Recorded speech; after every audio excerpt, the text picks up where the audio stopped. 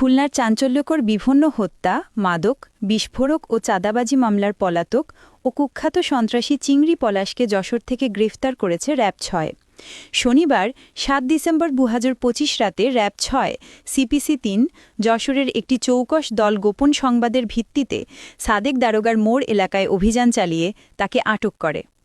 RAB জানায়, খুলনার সাব্বির হত্যা মামলাসহ একাধিক মামলার অভিযুক্ত চিংড়ি পলাশ দীর্ঘদিন ধরে আত্মগোপনে ছিল।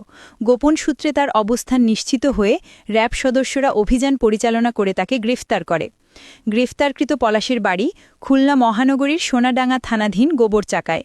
র‍্যাব সূত্রে জানা যায়, তার বিরুদ্ধে হত্যা, বিস্ফোরক, মাদক ও চাঁদাবাজি সহ একাধিক মামলা বিচারাধীন রয়েছে এবং সে এলাকায় কুখ্যাত সন্ত্রাসী হিসেবে পরিচিত।